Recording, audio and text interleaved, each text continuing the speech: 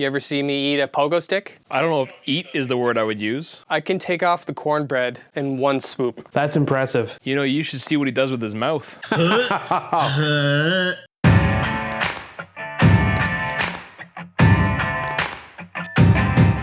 Welcome back to I'll See Myself Out. My name's Norm Reynolds. I'm Ryan Patel. Hi, I'm Terry. I'm Dan Leeshow. These are your only warnings. There will be foul language. There will be spoilers. And there's going to be some more foul language. Dan looks like an off-duty adult film star right now who's just like throwing us a bone. And he didn't even plan for this. Like Dan's hair's like, I've been fucking all day. I'm tired. I'm fucking thirsty. My dick hurts. Let's just fucking talk about Boondock Saints. This episode, we're bringing you the top 8 quotes from Boondock Saints. This is my first time giving it ever like a full watch through. I love this movie so much. It's so ridiculous. There's been quotes that I've been using from this movie for the last 20 years. I thought it was going to be like super campy 90s like action movie. This thing was off the fucking rails. This thing was like out of control. And I think I have just an entirely different league of respect for Willem Dafoe. He's what made that movie. So many layers, so much to unpack in a movie that isn't even about that character. The one quote that I say is probably what I live by most of the, or what I hear most of all when I walk in the house. When Doc, the bartender, responds to the Russians, make like a tree and get the fuck out of here. That seems to be a common thing that happens in my house.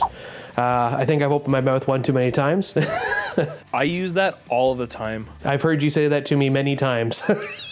It reminds me of Trailer Park Boys. I like this quote so much because it shows that camaraderie in South Boston amongst the Irish group as well as all the people of that bar where they keep razzing on Doc so much. I can relate to Doc in this and also the camaraderie of the bar and everything like that because he has such a hard time remembering and misspeaking. That's pretty much who I am. There's never been a better time for you to stumble. Next scene I want to talk about is scene that takes place when Smecker and the rest of the detectives are showing up to the Russian mob meeting. Basically in the scene, everybody's laying dead and they're kind of trying to piece the scene together. One of the detectives uses the term symbology. His next line is kind of like one of the best Smeckerisms, if you will, out of the film, which is where he talks about and he says, now that Duffy has relinquished his king bonehead crown, I see we have an heir to the throne. He says, I'm sure the word you were looking for is symbolism. What is the symbolism there? And he's just like, it's not just enough that he's an asshole. It's that he's, and he's really cocky, but it's that he just like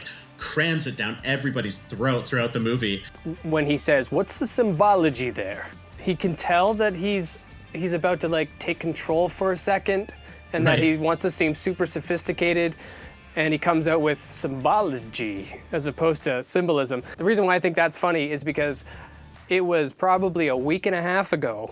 We're out looking for, we're at a wine store. We're picking up some bubbly because we want to make some mimosas. And she's introducing us to a couple of new bottles. And she goes, yeah, this one, this one's really good. And I pipe up and I say, so would it be good with the, samosas? And it came out and I was like, that's not the fucking word I wanted to say. And Becca turns around and looks at me and goes, oh, honey, we'll take it. I think at some point or another, we've all been in a situation where we're like trying to impress somebody and we just use like a phrase like entirely out of context. And I guess that's what the detectives are trying to do at this point in the movie, right? In that moment, that guy was trying to suck up to him a bit. I could think of more than a few instances where I've used a phrase like completely and entirely wrong and just hoping nobody in the room calls me out on my shit. In and around that same scene when Rocco comes in and he sees the mess that the brothers have made and he just goes on this tear of the word fuck. He's just like, fuck, what the fuck? This fucking fucks. You guys are just fuck this fuck. Well, that certainly displays the diversity of the word. I mean, it couldn't be truer. I've watched it enough to like pick up on using it as a verb, a noun, an adjective, in different tenses. He's covering the bases,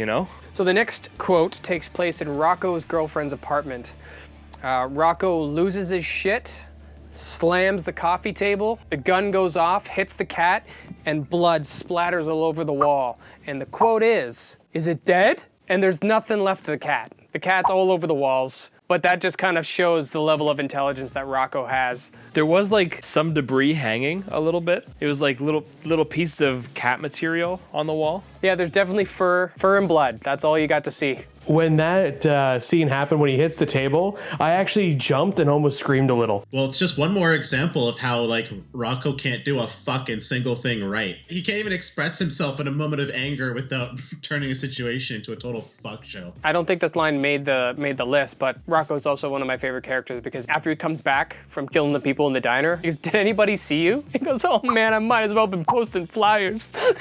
It gets me every time. My last one for this one is, "It's your corrupt we claim." Now this to me is such a powerful kind of statement of showing why the whole movie exists. It is their whole standpoint on why they're doing it and how they've convinced themselves that they're actually the good guys, which I kind of find hilarious in a very twisted sort of way, that I half expected them not just to kill the guy, but to kill his entire family and wipe out the entire family along with it. I was hoping that there'd be something more like Bill Connolly would actually make like Billy Connolly will make more of a humorous comment in the background, but then I realized it was not a comedy. That's the other fun thing surrounding this movie. It's like you think it's just it's all action and comedy, but there's this underlying supernatural force behind it as well. They only touch on it. They don't dive into it. It's just kind of like it's kind of everywhere, but they don't ever point it out. This is what I find so interesting about it is actually in the end credits, and when they're asking people, you know, about their opinions on them. A lot of people are for them, a lot of people are against them, but the sheer number of people who are like no comment, which usually means in my mind that they know something or they're for it, and they're just like, yeah, just whack off these people.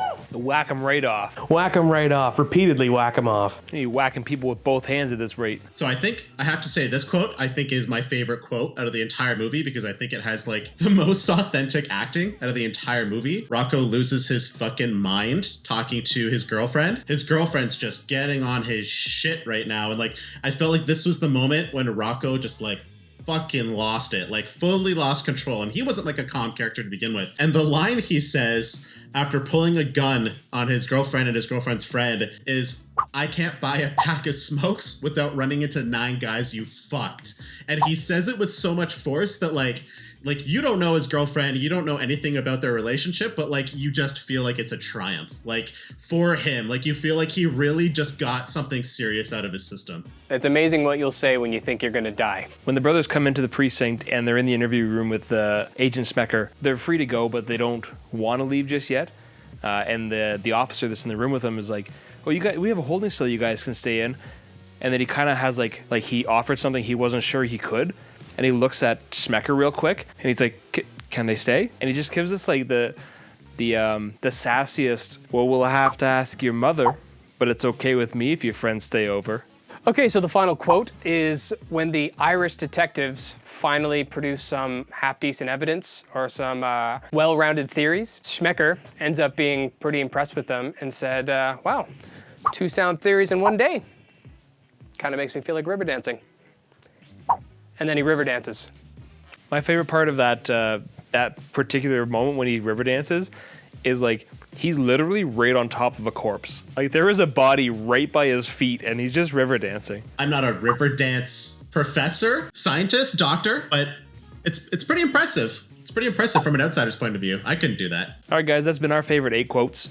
If you think we missed any, you know where to put them. We're having a little giveaway, a little contest. We just hit 150 subs, and we're pretty excited about it. Details for that are going to be in the description. I rate Boondock Saints 10 Willem Dafoe operatic dance parties out of 10. I'm going to go ahead and rate this one 10 fucks out of 10 asses. Fuck! Ass! This movie is very near and dear to my heart, so I have to rate it 10 out of a possible 10 dead cats. I like this movie way more than I thought I would, and I actually watched it twice, almost back to back, just to kind of soak it all in. So I would say that I rate this movie 8 out of a possible 9 guys that I could run into that Rocco's girlfriend has fucked while I'm getting smokes. We'd like to thank one of our sponsors, Brock Street Espresso. If we weren't in a pandemic, they'd be letting us film in their shop. Thank you, Brock Street Espresso. They're located in Whitby, and they got good coffee all the way from Propeller out in Toronto. Give them a little gander, and I think you'll like what you see. I'd also like to thank our other sponsor, Manhitler, located out in Bowmanville. They supply us with some double, triple, extra, double tasty beer, and they're just great people. Go down and see them. And they're also delivering all over Ontario. Next week, we're going to be talking about dolls from movies, from the scariest monsters to the most hilarious stand-ins. Remember to like, share, subscribe, hit the bell. The bell lets you know when we put up new stuff. And since we're all in isolation, you need stuff. So do the math. Bye, world.